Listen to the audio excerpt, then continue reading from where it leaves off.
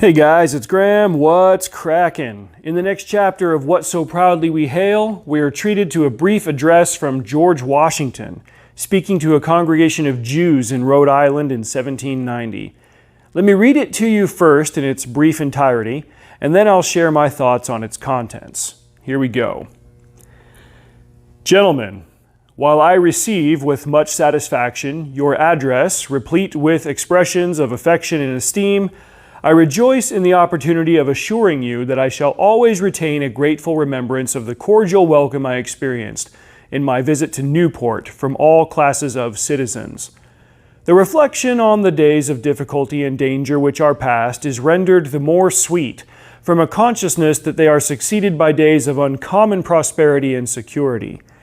If we have wisdom to make the best use of the advantages with which we are now favored, we cannot fail, under the just administration of a good government, to become a great and a happy people. The citizens of the United States of America have a right to applaud themselves for having given to mankind examples of an enlarged and liberal policy, a policy worthy of imitation. All possess alike liberty of conscience and immunities of citizenship. It is now no more that toleration is spoken of, as if it was by the indulgence of one class of people that another enjoyed the exercise of their inherent natural rights.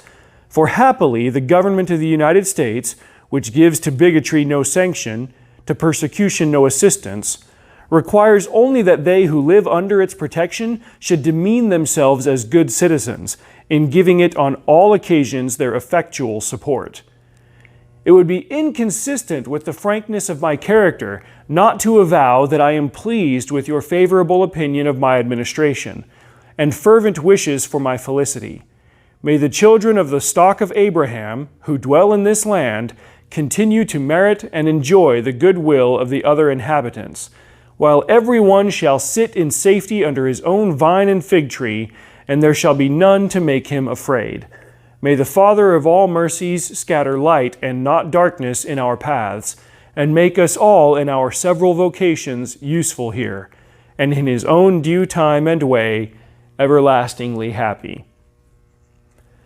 One idea we hear about a lot is the separation of church and state in America. Often this concept, which doesn't appear in our founding documents, is twisted to mean that no religious idea can have any presence in public government. This meaning doesn't work on a practical level, as many of our legal standards have some basis in religious laws dating back thousands of years, things like prohibition of murder, theft, perjury, and so forth. The specific phrase, separation of church and state, was popularized by a letter Thomas Jefferson wrote in 1802 to a group of Connecticut Baptists. Jefferson, for his part, was citing the First Amendment to the Constitution when he wrote that line, which prohibits the government from making any law respecting an establishment of religion or prohibiting the free exercise thereof. That's the actual text from the Bill of Rights. Washington's address to the Hebrews, then, was a reminder that under this American government, there was not going to be a specific state religion, as there had been in Great Britain. Looking back at the Mayflower Pilgrims, it was a difference of religion that ultimately drove them to flee King James, who wanted everyone to follow Anglican doctrine and nothing else. One of the Pilgrims, Moses Fletcher, was excommunicated from the Anglican Church because he buried his son without performing Anglican rites. And that was just one passenger's grievance against a system that was oppressive on religious grounds.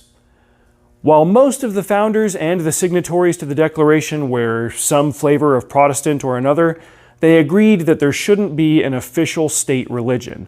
The idea of e pluribus unum required that this new nation allow people to address God however they wanted, including not addressing any religion at all.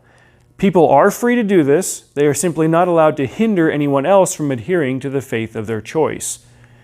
In this specific instance, Washington wanted the Jews to know that they had a place in America as well, and that they wouldn't be subjected to any religious test to hold office. Now, as with other provisions under the law, this wasn't always enforced properly, or rather, people enforced it on a social level, regardless of whether the government made it an actual law. 46 different men have held the office of president over the last 2.5 centuries, and none of them have been a Hebrew.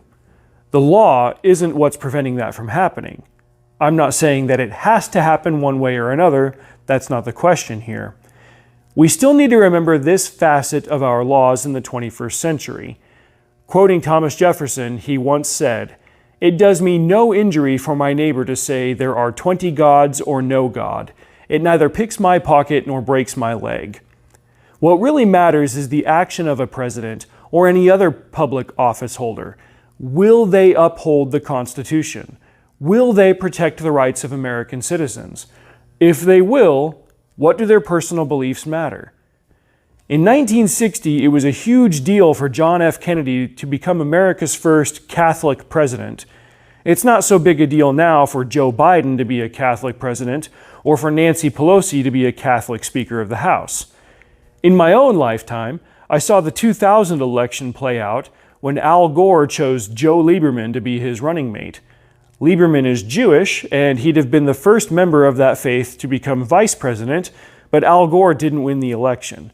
Even as recently as 2008 and 2012, the idea of Mitt Romney running for president, he belongs to the Church of Jesus Christ of Latter-day Saints, entered the national discussion. People were incredibly focused on his religion and cared a lot less about his ideas on economics or foreign policy. Ironic, considering that the Senate Majority Leader at the time was Harry Reid, a member of the same church, although Reid and Romney belonged to different parties. That religious test is a hazard for a republic. When we consider a candidate for office, the central question ought to be whether this individual will uphold the Constitution and protect the country, not the number or color or flavor of gods they believe in, if they believe in any gods at all. In this address, George Washington wanted the Newport, Rhode Island Hebrew congregation to know that. Maybe we should remember it more often too. Let me know your thoughts on this in the comments below. Thanks for watching. Please like the video if you will, so YouTube will recommend my stuff to more viewers. Drive safe. I'll see you out there.